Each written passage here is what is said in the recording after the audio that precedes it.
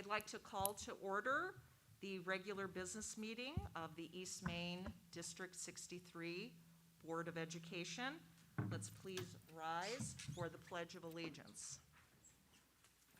I pledge allegiance to the flag of the United States of America and to the republic for which it stands, one nation, under God, indivisible, with liberty and justice for all. Roll call, please. Here. Here. Ms. Anderson? Here. Mr. Blueskin? Here. Ms. Urban? Here. Mr. Simmons? Ms. Brooks? Here. Okay. This is the section of the meeting where we will be receiving public comments. We do ask that if there is any member in the audience that wishes to speak, that they complete a comment card. Have you received anything other than the email? No. Okay. So we did receive, we meaning the Board of Education, received an email from the Neeson family basically saying, "Dear Board of Education and District 63 administration, we wanted to say thank you for opening up the schools." So the email continues that their child is so much happier. Even though it's a half a day, it's still nice to be back in school. And so it's very nice to hear that. Clearly, very difficult decisions are made on a daily basis by everyone in this room, and so it's nice to hear that someone is having a positive experience. So thank you to the Neeson family. Okay. Could I please have a motion to approve the consent agenda? So moved. Second. Roll call, please. Ms. Deck? Yes. Ms. Anderson? Yes. Mr. Blueskin? Yes. Ms. Urban? Yes. Ms. Brooks? Yes, Ms. Kaczkowski? Yes. and that motion passes. Okay, on to reports. I don't have really anything to report other than I do want to get a date on the calendar with the board members. We're talking about scheduling a self-evaluation for the board, and we were looking at some dates at the end of February. Unfortunately, those dates are no longer available. So we have other options, which are March 22nd or March 23rd. I do know that is the week of spring break. I don't know if anyone's going to Cancun or, Acapulco or wherever. But so those are options, and then the month of April. So you're wide open. I'm good, whatever. 6 to 9. Ms. Kaczkowski, you're good? I can't do March, and if April, is there anything after the 15th? Anything, I couldn't hear you. After April 15th? Really? After April 15th? That's my I wonder job. why. No, okay. So after April 15th. I'm fine. After April 15th? Yes? Okay. Because we want everyone to be here, right? Yes. Yeah. Any day but April 26th. Okay, so not the 26th. Okay. Okay, very good. I will check with Mr. Simmons and then confirm with everyone. Thank you, and that's all I have. Board members, I'm opening it up to you. I just want to say my kids went back to school, and I had to pick up my daughter a little early one day, and I saw Mr. Roberts and Mr. Goretti outside on a very cold day waving bye to all those 6th grade buses, and I thought it was the sweetest thing. And my kids are loving it. The first couple of days was very like, oh, I don't want to go to school. But my daughter was even like, this is good. Like, I like it. So I am glad they are back in school. So thank you for all your efforts you guys put into getting them back in safely too.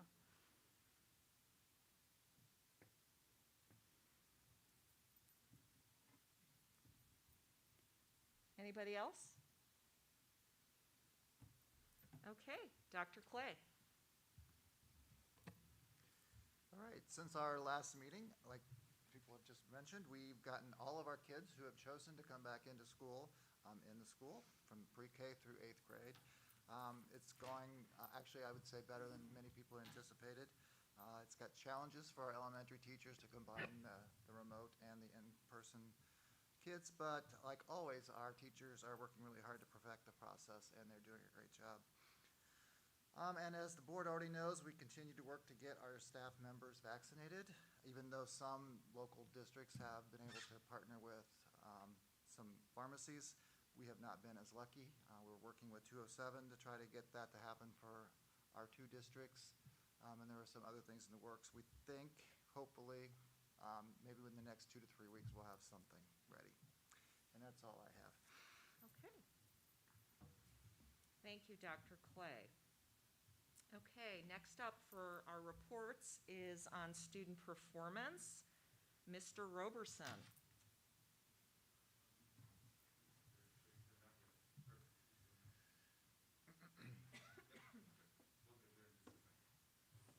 All right, good evening. You should have access to this data within Board Docs. I'm going to kind of give you a general overview of attendance, work completion information, but of course, you can click on the attached documents to see it by school and grade level. So if you look at the attendance data information, that's the purple column, the farthest on the right. We continue to see our attendance relatively stay the same. We've been kind of going back and forth between 97% and 95% of students attending school on a regular basis. So we're pretty glad to see that stay pretty consistent. If you go to the next section, that is work completion. You're not going to see vastly different information than I showed you last month, and that's because we're still kind of in the middle of a trimester. The essence of standards-based grading is that we come back to concepts sometimes and we assess in different ways. So actually there I highlighted in yellow, we only have currently 9 students that have gotten unable to assess designation within gradebook. I anticipate we typically see that trend up towards the end of the trimester when teachers are not actually able to assess students. So we continue to see, at the moment, work completion rate is pretty high, but we'll have some more accurate information for you towards the end of trimester 2. And then Mrs. Pacheco. Thank you, Mr. Robertson. Good evening, board. So during January, our building social workers, psychologists, and administrators were hard at work preparing the buildings for the return of students, as well as re-engaging families and students after the winter break. Our social workers and administrators conducted home visits to families, assisted with referrals to community agencies for things such as housing support, and worked with teachers to conduct social emotional learning surveys about anticipated needs as students return to in-person instruction. Throughout January across the district, there were 102 referrals to social workers or school psychologists for additional follow-up support. 25 of these referrals ended up resulting in school-based problem-solving support. There were also 62 referrals to building administrators for additional follow-up support, with 7 of these referrals resulting in a referral to school-based problem-solving. Finally, there were 30 referrals to community agencies for support. So in the board report, when you look at the numbers side by side, you will notice that there was a big increase. We were curious about this as well, and what we found was that after winter break, we needed to do a little bit more work to get families re-engaged, get people signed back on. We also saw an increase in referrals from our elementary specials teachers, our PE, music, and art teachers, just because with that change to in-person instruction, students weren't necessarily always logging on for the second half of that day. What we did also find, though, is once that principal or social worker made the call, most of the time, that was all that was needed to get students re-engaged.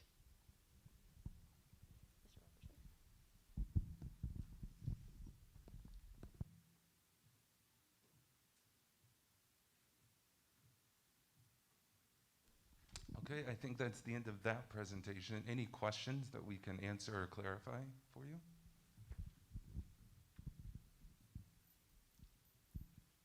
I don't think so. Okay, great. I think Moving I'm on. next, so I can just stand right back Yep. up. Okay, Mr. Schaefer, this is the one, or, Abe in the back, thank you. So this is the semi-annual update on curricular programs. Before I start jumping into this, something important for you to keep in mind. We had a little pandemic that came in the last year, which has really taken our focus largely to helping staff learn remote, hybrid, and blended learning instructional models. So a lot of what I'm going to tell you is we really paused some of the work that we were doing with these things so that we could truly focus on a brand new way of delivering instruction. So I will start with STEAM.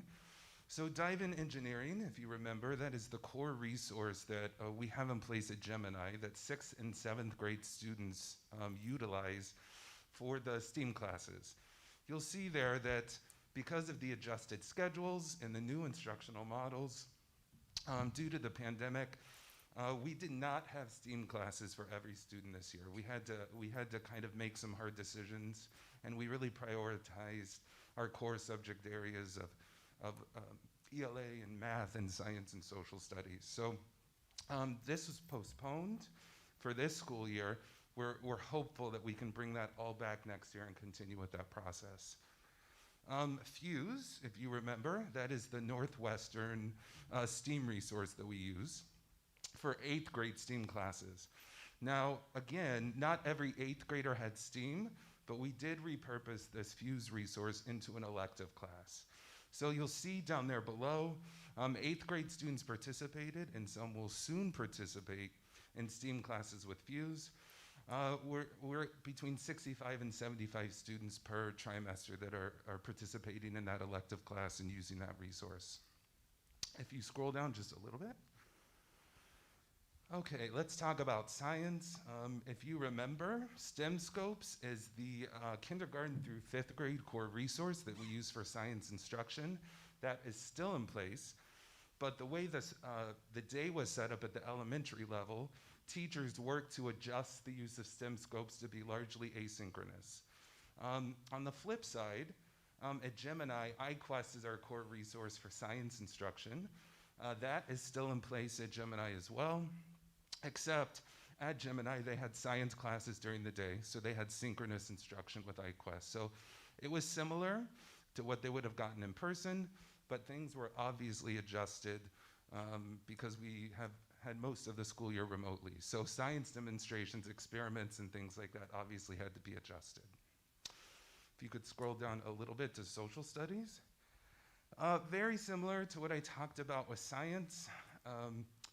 This resource is still in place. We used the inquiry design model just a couple of years ago, and we created district-wide inquiry units from grades kindergarten through 8th grade. Those are still in place. Obviously, like science, elementary students participated in social studies activities asynchronously in the afternoon. So there were some adjustments made for that so students could do that independently. And then over at Gemini, they had a social studies class, so very similar instruction to what we've seen in the past. If you could scroll down a little bit. Okay, K through 8th grade literacy. So this is our second year of implementation of the Units of Study and Reading core resource. That's for Reading Workshop. And we are in our first year of implementation for Units of Study and Writing. So we continue to use these pretty similarly this school year. Even though we had a lot of remote instruction, teachers were pretty easily able to facilitate live instruction with students, with mini lessons and small groups and conferring and all that fun stuff. Just a quick side note, prior to the beginning of the school year, we had a summer reading institute facilitated by Columbia University's Reading and Writing Project. They worked just with our district to support them with ongoing professional development for reading. We will be doing the same thing for this next summer for writing. I added one more piece here, which you did not necessarily want to know about, but I thought I would at least tell you. We had a multi-year plan for literacy in place in the district to reevaluate what we use and try to streamline resources. Originally, this year was for word study. We were supposed to be investigating and piloting and doing all that fun stuff. Like I said before, we paused that. So we are looking to late this spring and next year jump back on that word study train as we try to figure out what is the best approach for us here in the district. Scroll down just a little bit. Okay, full day kindergarten. This is the hardest one that kind of hurts my heart. We spent years building this beautiful full day kindergarten program. We put it into place last year, and then unfortunately we went right to remote instruction in the spring. So we have not had a full year of the program that we truly developed yet. But I am extremely hopeful that next year we'll hop right back on that train and implement the program as it was intended. So obviously some of the things we put into place, like intentional play, inquiry structures, dramatizations, those are all difficult things that were hard for kindergartners to do remotely. And teachers are still trying to work in person, but just to let you know, we're hoping that we can, the original plan that we put into place, we can help it come to fruition next school year. Reading recovery, if you're unfamiliar, that is our core intervention in literacy for reading and writing. It has continued through all of this at the elementary level. I would have to say I was so impressed by our interventionists and literacy specialists. I was able to sit in on some remote lessons, and you would be amazed the things they're still able to do to support students in literacy. There is a robust professional development model within reading recovery and literacy lessons, and all of that has continued through all of this. So we are still supporting students that need a little extra help. And scroll down a little bit. And I get down here, so talking about a few of our middle school initiatives. Open Up continues to be the core math resource for 6th grade through 8th grade. All students had a math class, either remotely or in person, so we have largely followed this resource as we've used it in the past. So electives has kind of been the big change at Gemini this year because of our instructional models and adjustments to schedules. Since all elective classes take place in the afternoon following lunch, rotating trimester electives were put into place. So unlike years past, students didn't choose their electives this year because the afternoon there were only so many staff members that could deliver elective classes happening at the same time. So you'll see down there were rotations for each grade level. So 8th graders got STEAM one trimester, art and general music. 7th graders got drama one trimester, family and consumer sciences, so that's our popular home ec elective, and general music. And then grade 6 had creative communications, technically speaking, and health.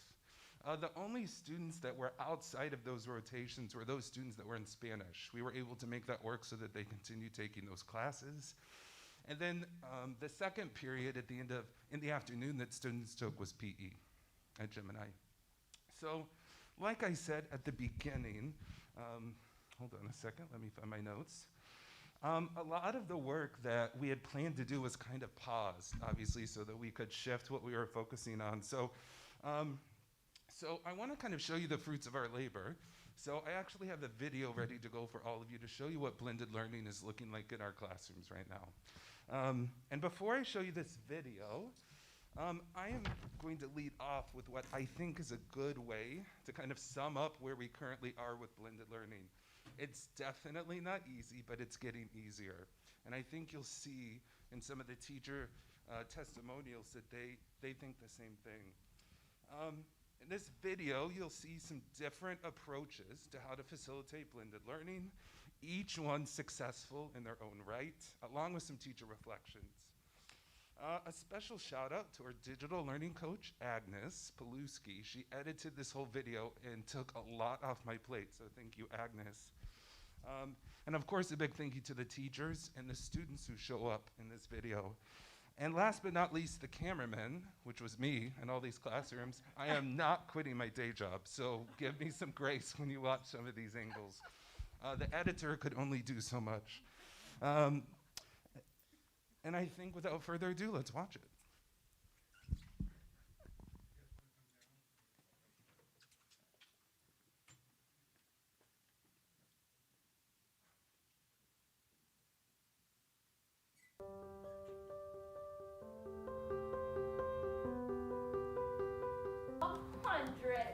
Think we can do it? Yeah. All right, Luciano, loud and proud so everyone can hear you at home. Starting at 10. 10, 20, 30, 40, 50, 60, 70, 80, 90, 100. Air high five. Knock it out. Someone at home who would like to try. Miss Priscilla, loud and proud. Unmute yourself. Go for it, girl. 10, 20, 30. Yes, go ahead and mute yourselves. That was awesome, my friend. The next one, a little trickier. A little trickier. I'm going to tell you why. Get it out. My friends, today, learning how to count by 5 is going to help us because today, my friends, we are learning something new. For the past 2 weeks, what have we been doing in math? So I think what helps the most with our transition to blended learning is receiving that instruction that we got from our digital learning coaches. We had an afternoon to sit down with them and they showed us how to use all the tech, all the different camera and microphone options. And from there, once we were trained with that, it was really just kind of putting it into practice and every day just using it. We got better at switching the camera, switching the microphones. I think the kids at home got used to this new model of learning. And I think overall, they really blended well together. I think they really still feel like a class. My students at home and my students here in the classroom, they still feel like they're in one class because we can see each other and hear each other just the same as if we were all either at home or in school. So overall, I think it's going really, really well. How many people chose green as their favorite color? Tell me with your fingers at home, how many people chose green? Yes, Jasmine, yes, Priscilla, Sarah, 2, only 2 friends like. ¿Cómo están? Bien, qué bueno, feliz lunes, happy Monday. How are you guys? How is everybody doing at home? Give me a thumbs up if you're doing good. Yes, good. Yes, good.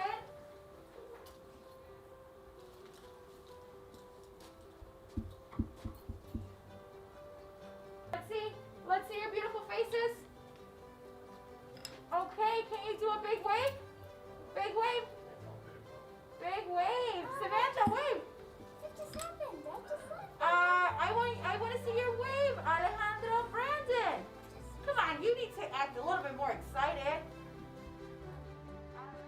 Oh, learn how to swim power. That would be a good one. Or swimming power. Swimming power. Okay. I think my power would be flying. Okay, I would love to fly and go pick each one of you up and bring you to school. What do you think?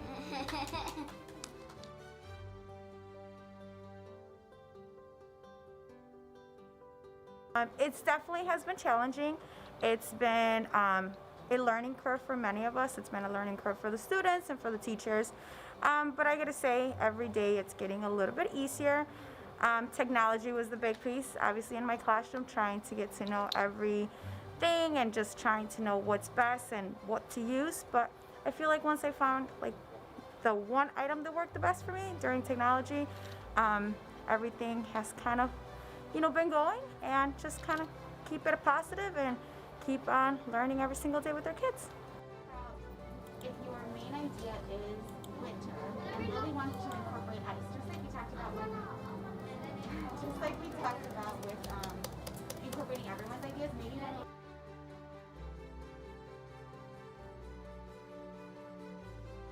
typing, scroll down. Okay, now click the search bar. Okay, now scroll down. Okay, and So then do subtopic space. number 1 is thunderclouds. Now we're gonna dive Okay, into that open box. Okay, now click Yep. National Yes. Geographic Yep. Type in thunderclouds, and now you're ready for your 3 bullets. Nice job, you guys. The tornadoes, that's what we could do.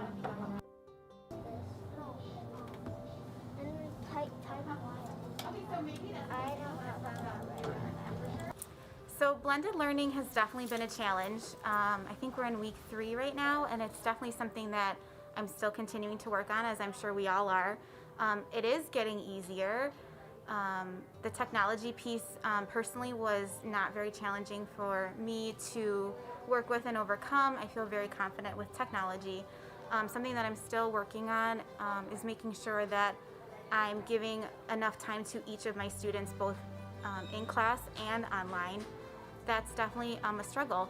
You know, you see students in front of you and you see their hands raised, and so you want to call on them. And then after a couple minutes, I have to look at my computer and see who's raising their hands at home. So I'm still working on trying to make sure that I'm spending enough time with both of my groups of students. And then incorporating both together has been easier with breakout rooms.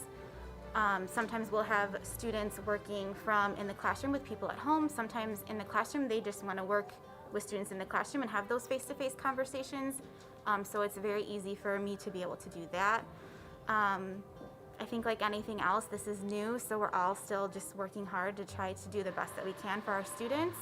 I feel that each day I am getting better and better at it, but it is hard. It is a struggle. Every day is getting easier, and I hope that it will continue to get that way. I want to make sure I'm doing what's best for my students at all times, and that everyone's learning. For you, I see Jaylene has a question. No, I just want to share. Do you know? So while I was looking at natural geographics, I found like about how to predict like the climate and weather, and I think I'm gonna read that article probably later. Questions. Do you all have the same questions? Some of us have like 2 people. Okay, so maybe you can look back into the story too, right? Find some of those answers.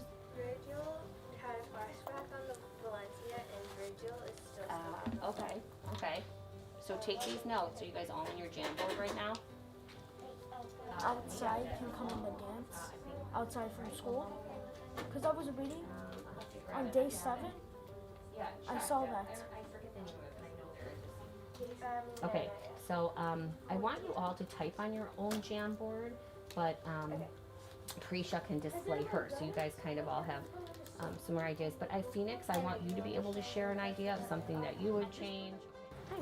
Hi, I'm Tracy Ferdassi, and first off, I want to thank our amazing technology department and our curriculum department, Mr. Roberson and Mr. Schaefer, everybody.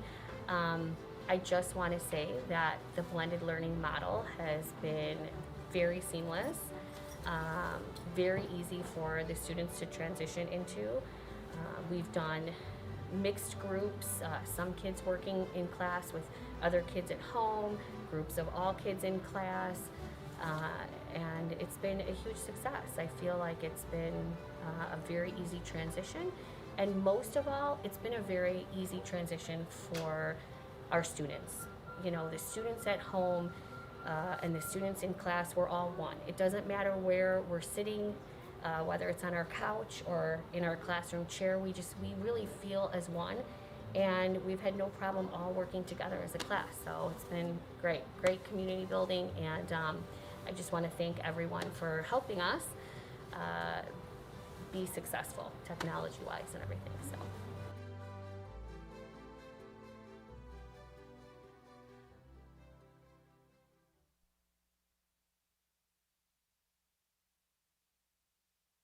Okay, so while you are making your way back to your seats, I just want to first say this is a snapshot. There are so many teachers and students throughout our district doing great things. I just want to thank these teachers and classrooms. I was coming in within the first 2 weeks of implementing a brand new model, and they welcomed me with open arms, so it was great. But like I said at the beginning, this is not easy. You can see there's a lot on teachers' plates, but it's getting easier, and I hope you got that message from them. And one more thing I wanted to say, Obviously, we don't have blended learning largely at Gemini or at the preschool level. I do look forward to at the March board meeting doing a similar video so you can see what's going on at those schools as well and just what that learning is looking like. But I'm happy to throw it back to you if you have questions or comments on the curricular programs or the video that we shared.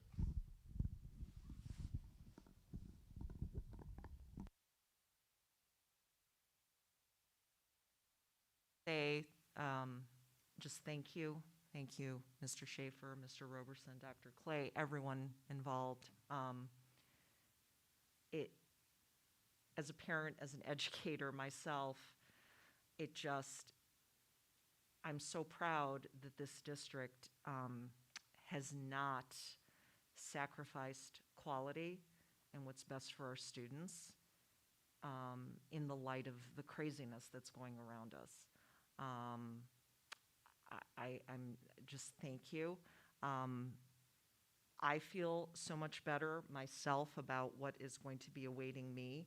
Just looking at these teachers, just so amazing, and they're being honest. You know, they're what I liked and appreciated is they're not saying, "Oh, it's perfect." No. I mean, they're being very real. And that is very much appreciated. And the kids are just kids. And I love seeing that, so thank you. I'd like to compliment whoever helped you put the video together. Maybe you did it all on your own, I don't know, but it was a very informative piece of work, and it looks quite professional, so I'm impressed. Thank you.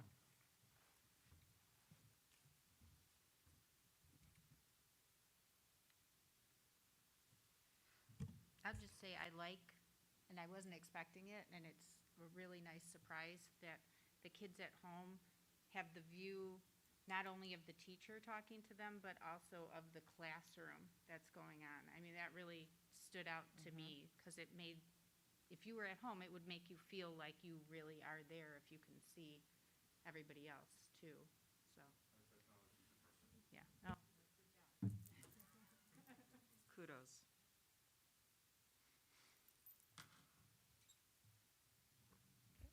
I just want to echo the other comments and say thank you very much, because this was really a huge, huge undertaking on everyone's part. The majority of people who are not here right now, and to thank all of you that are here, and to thank everyone who's not here, who put in so much effort. My kids are long out of school, and so this was very helpful to me to truly understand what our students are going through. So thank you for the effort that has been put into all of this, and thank you for putting this video together for us.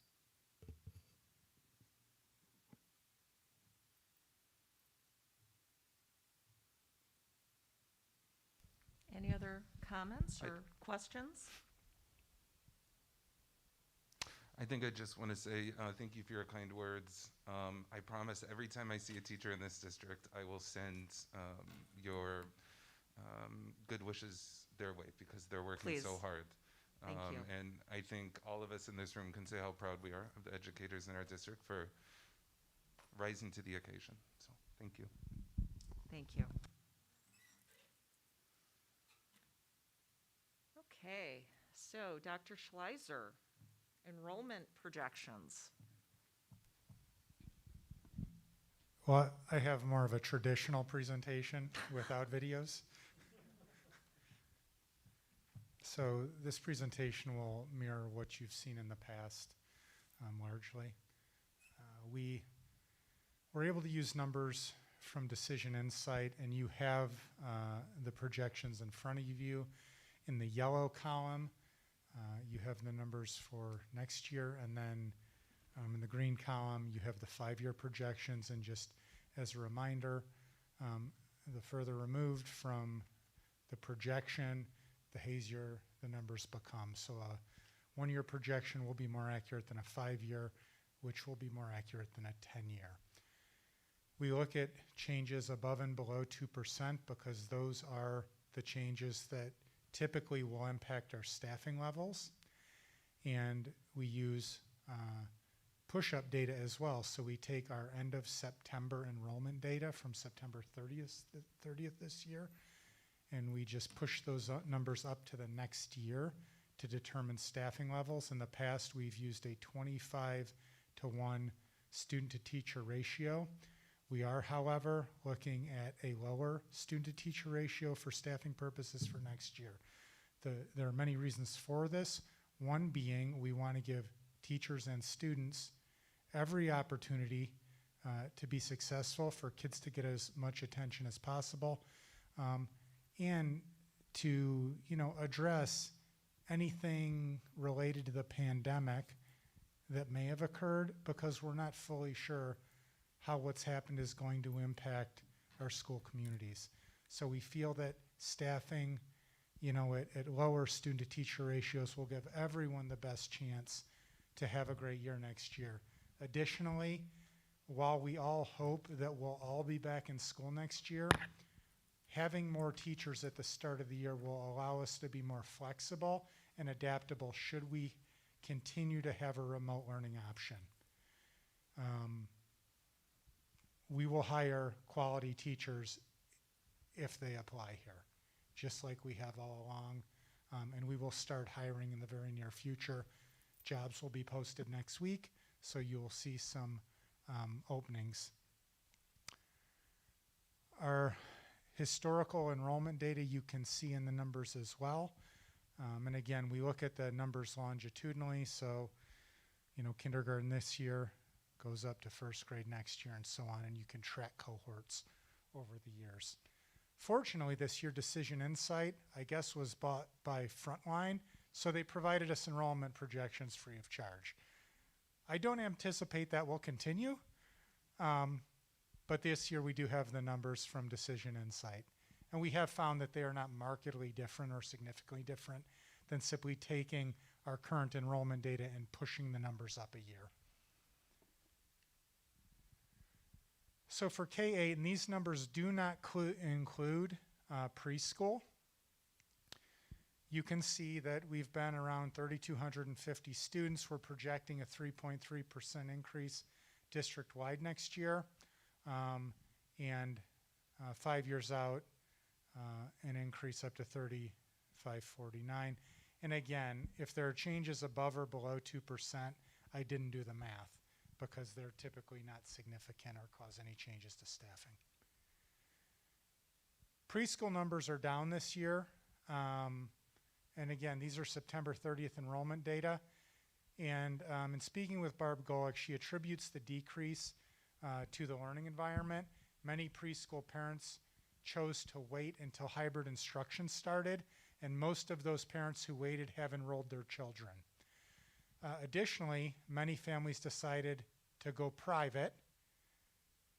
And a third factor was, Ms. Golick reported that we had a higher than typical transfer rate out of the district. So we ended up, lower than previous years, but not, I wouldn't say this is surprising at the preschool level. We've wondered over the years what would happen when we went from half-day to full-day kindergarten. Last year, we went up to 378 kids in kindergarten, so we saw a pretty significant increase when we went to full day, which I would attribute to kids from private coming for full day here. This year, we went down, and for the same reasons I talked about related to this preschool enrollment, I suspect that some of those kids might be in private schools. And we're projecting again that we're going to go back to about 370 kids. And if we look at our 5-year projection, 370. So I'm anticipating that we'll be stable around 370 kids in kindergarten. Apollo saw an increase this year, and we're anticipating about a 3% increase next year, and up to 571 5 years out. Twain, looking at, they were stable from last year to this year, and we're projecting about a 3% increase to next year. Melzer, they were up 6% this year, and we're anticipating that they'll go up to about 400 next year. Nelson, they saw a decrease of 8.5%, and we're looking at another slight decrease for next year, and then further decreases 5 years out.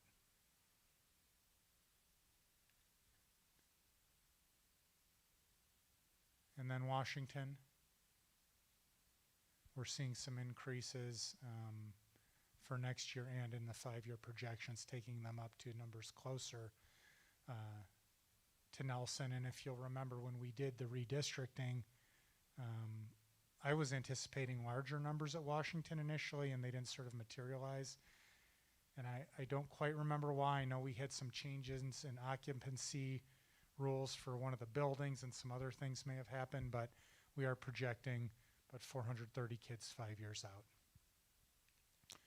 And then Gemini, they were stable from last year to this year. We're projecting about a 5% increase to next year, with additional increases up to 1185 for 26-27. Those are the numbers. What, if any, questions do you have? Quick question on Melzer. Are Yes. we concerned? I mean, they were one of our smallest schools, and Nelson was always our biggest. Right. Now Melzer is going to be near the top, and Nelson opposite, but Melzer is a smaller school. Any challenges with space there? We actually have 470. I don't think so, because remember that we had a number of classrooms occupied by preschool programs. We have the annex, which I believe has 4 classrooms there. And while they're using the space now, my sense is if we needed to, we could create classrooms. Okay, good. Thank you. The school that I wonder more about is Washington. And one of the reasons we are moving some of the special ed programs to Melzer, is one of the reasons is, I believe, space. According to Ms. Pacheco, yes? Yeah, it is space. Thank you. It is related to space. The STIL program at Washington has grown pretty quickly over the last few years, and so we've been able to replicate the program at Melzer, and we'll be growing it there over the next few years as well. Is there potentially a lot of space that's going to be available at Nelson with 150 less students than they had just a few years back? Possibly, yes. I mean, that's not a bad problem to have. Better than the opposite of no space. No, and when we redistricted, Decision Insight gave us data on open seats, and we staffed so that we would have some wiggle room, or we established boundaries so we would have some wiggle room moving forward. And to their credit, we were able to staff at 24-1 and 25-1 the last 2 years, and it worked out really nicely with the numbers in almost every case at the elementary level. Any other questions? Could you just remind me how you come up with the numbers for the kindergarten? So what I do is I look at Decision Insights numbers, but what I do is I look at trends at schools, and I just look at numbers longitudinally, 19, 20, 21, and do 2 and 3 year averages. And that gives me some idea about what might be happening in a school community. And the numbers have mostly been accurate, but it's next to impossible to predict, a big group or a small group. We've seen that happen. We've seen a small group come in that we might not have been anticipated, but there's no real way. Decision Insight looked at live birth data for us, and what we found was that the live birth data from our local hospitals for our community isn't a reliable predictor for our school attendance 5 years out. So we don't have any good metrics or reliable metrics that tell us what's happening with kindergarten enrollment. We will do kindergarten enrollment in April, so that gives us some time to adapt. Some schools we have pretty much every kid enrolled in the spring, so we sort of know what we're looking at in terms of enrollment, whereas at other schools we tend to get later, we get kids enrolling all summer and then even up through the start of the school year. So Do you anticipate, once things settle down, for lack of a better word, using our preschool incorporating our preschool numbers into that, or do you feel it's not going to make much of a difference? well, we do look at the preschool numbers because we can predict, we know which kids are going to the different schools. The parents tell us, and then we enroll them. But there aren't enough kids to reasonably predict how many teachers we're going to need. But when you combine those numbers with the 2- and 3-year averages that we use from the longitudinal data, typically, we can predict the number of teachers, but there have been times where we've had to hire people in August. Thank you. Sure. Any other questions?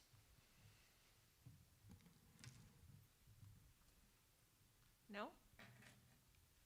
Thank you, Dr. Schleiser. All right, thank you. Okay. Mr. Berry, a report on operations.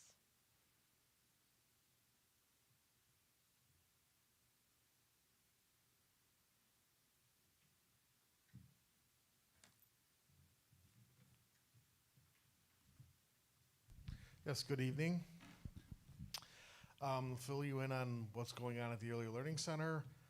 The replacement wall covering for the lobby has been finally printed, and it's scheduled to be installed Saturday on the 13th. The lighting and controls commissioning they hope to have it completed by the end of the month, but they made a lot of progress, but that's still ongoing. And the mechanical issues with the wall heaters that had to be fixed under warranty got delayed till next week due to the weather and the shipping of the units. And our summer 2021 projects will be going out to bid in the next few weeks, and our hope is to bring it to the April board meeting for approval. That's a very short report this month. Any questions? Okay, thank you. Could I please have a motion to enter into closed session to discuss the appointment, employment, compensation, discipline, performance, or dismissal of specific employees of the district? So moved. Second. Roll call, please. Yes. Yes. Yes. Yes? Yes. That motion passes, and we will be back, or actually, we are going to ask you to step up, please. Thank you.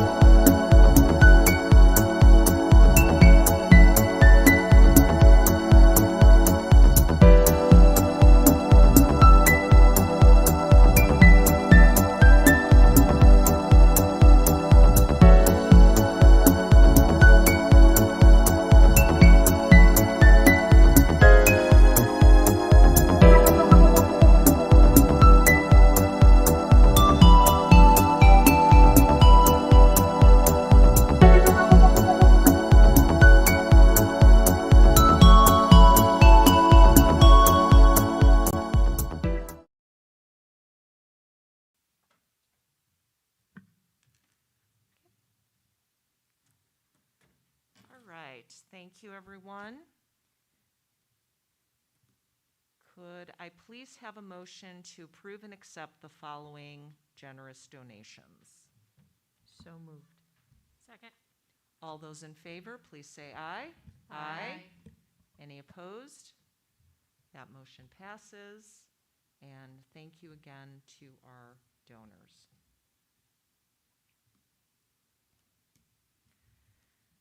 Could I please have a motion to approve the MOAs regarding COVID-19 related leaves for the EMEA, EMESPA, EMTAA, and the EMCMA? So moved. Second. Dr. Clay, you want to? There.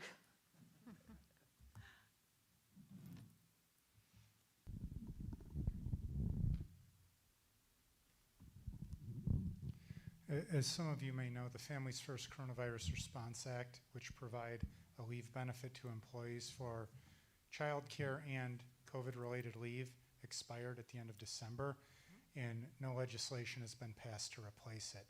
In the absence of such legislation, and to address COVID-related absences, we're offering the memorandums of agreement from our 4 associations for your consideration. Additionally, we would like to extend these benefits to our non-union employees. The memorandums provide up to 10 full working days of paid administrative leave without deduction from accumulated sick leave during the 2021 school year. In the afternoons, our elementary people get to work from home. So if there's a COVID-related absence, for example, and they can't be at work in the morning, they could, in theory, work in the afternoons. So they would only need to use a 0.6 day on any of those days. But for others, they might use full days.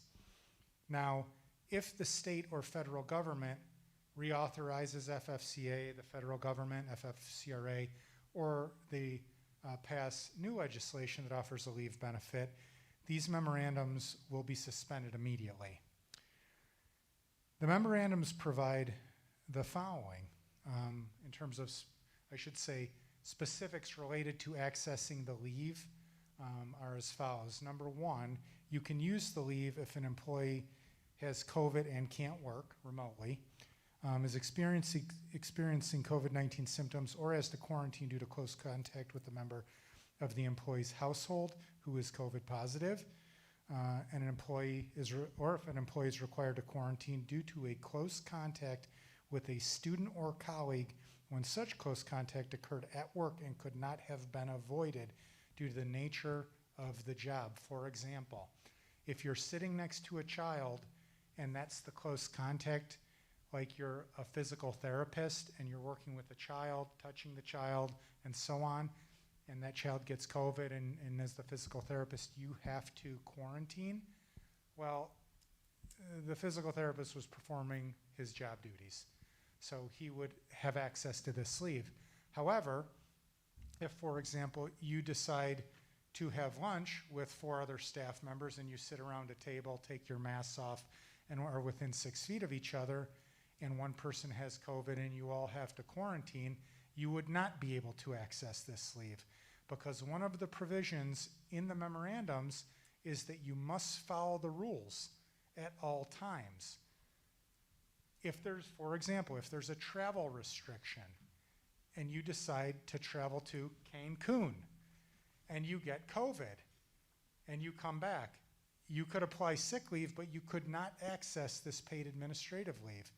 Additionally, if you had used this administrative leave, say in February, some of it, and then go on vacation on spring break and get COVID, and there's a travel restriction, we would potentially take away the administrative leave and replace it with your own sick leave. So there are some safeguards for the district. However, we felt compelled to bring these agreements forward to you because of the nature of what's going on. Many people can't prevent COVID transmission. Our people are following the rules. We see it in schools, and that's, I think, one of the reasons we're not seeing outbreaks in schools, and our numbers of COVID cases and close contacts are quite low. Documentation is required. It's all in the memorandums. Depending on the situation, you'll give us a PCR test result or a negative test result if you had to use any of these days while if you have any symptoms. What else? There's a lot of stuff in these. I would also say having these MOAs in place encourages people to stay home if they are sick, which we want. And everyone has stayed home, to my understanding or to my knowledge. Additionally, the paid administrative leave cannot be used for certain reasons like childcare or for absences for anything other than what's described in the MOAs and what I've described. And lastly, the MOAs don't cover vaccine-related illness. The rules around the vaccine are if you have a reaction within the first 2 days of the vaccine, other than a temperature, it's vaccine-related. If you're healthy enough, you can come to work. However, if you have a 100.4 degree temperature, you have to stay home. We've not experienced these problems now. I don't know what's going to happen once we do vaccinate the bulk of our employees. So I'm mentioning it now in the event we need to revisit it. My understanding is the reaction from the vaccine, people that are having reactions, it's infrequent. But I also know we're sort of in the infancy stages of getting everyone vaccinated. So we may need to revisit that topic in the future. Any questions about the memorandums?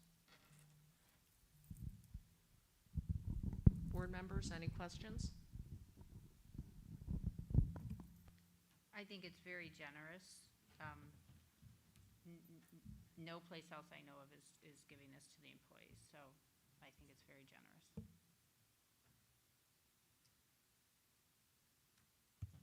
Okay. This is for our union employees, and you were saying that you want to extend this to our non-union employees. Is there anything that the board needs to do to approve that, or you just inform them and that's it? Yeah, I mean, just if you're comfortable with it, we'll extend it to them. We don't need anything formal. But if you guys are comfortable with it, we would just extend it. And that's, relative to our union employees, it's not that many people. Sorry.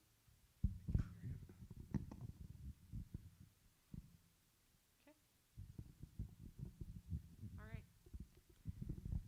Thank you. Roll call, please. Yes. Yes. Yes, Yes. Yes. Yes. and that motion passes. Could I please have a motion to approve the unpaid leave of absence request? So moved. Second. Roll call, please. Yes. Yes? Yes. Yes. Yes. And that motion passes. Could I please have a motion to approve the 2021-2022 school year calendar as presented? So moved. Second. Dr. Clay, is there anything that you want to add additionally? Sure. The calendar itself is nothing unusual, nothing controversial. As you know, we do have a recommendation that it was initiated by a teacher, supported by me, and also unanimously approved by the District Leadership Council. So we're recommending that we, instead of using the term Columbus Day, we use the term Indigenous Peoples Day, I think for obvious reasons, but also that it would be consistent with our high school. Any questions or comments, board members? I do have a question. We list at the end the emergency days. I thought I heard somebody say, which makes a lot of sense to me, rather than having days stacked in a den, couldn't we use the e-learning format we're currently using? Should there be a Right, snow yeah. day or something? I'm glad you asked that question.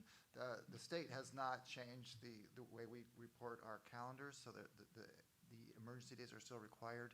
I think eventually they'll catch up that most districts are able to do remote learning. We won't use emergency days. Yeah, I think that makes a lot of sense. Thank you. Okay, thank you. Roll call, please. Yes. Yes. Yes. Yes. Yes, and that motion passes. Could I please have a motion to approve the proposal to renew the general education transportation contract with First Student for the 2020-2021 school year? Second. Mr. Camps?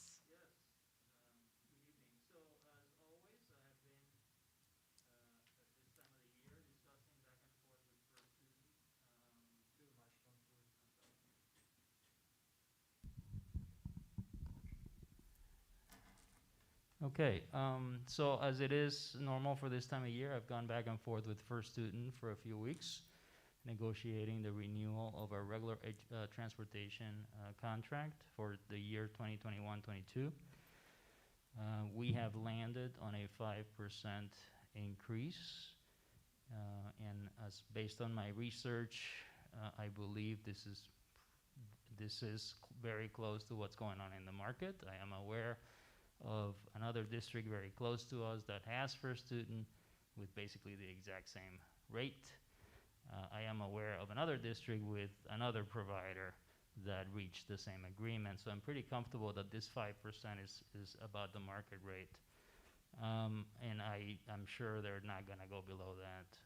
In addition to that, they have proposed some additional language based on everything that has happened with the pandemic.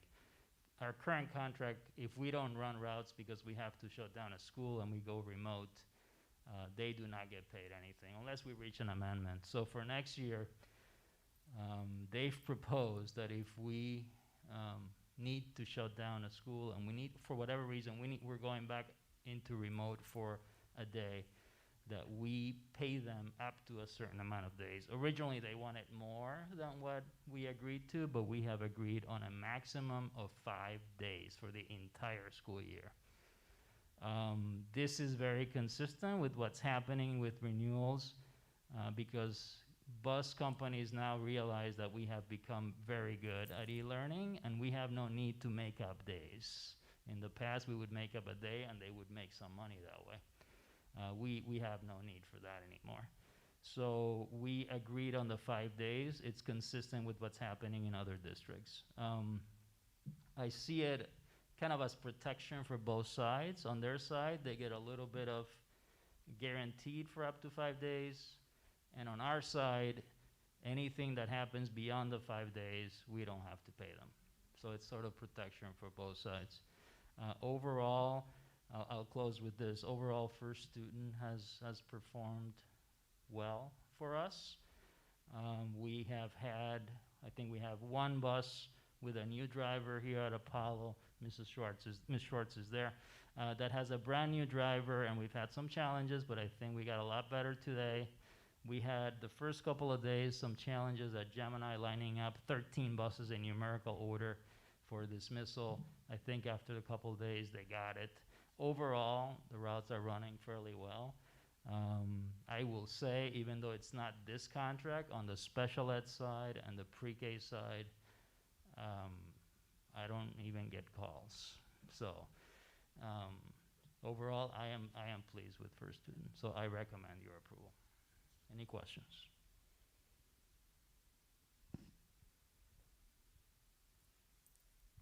No? I really hope we have no reason to go remote at all in 21, 22, no snow days. Agreed. Yeah. Okay. Thank you. Roll call, please. Yes. Yes. Yes. Yes. Yes, Yes. and that motion passes. Could I please have a motion to approve the ONCC intergovernmental agreement renewal as presented? So moved. Second. Dr. Clay? The ONCC is the O'Hare Noise Compatibility Commission. We've been members of the commission for many years.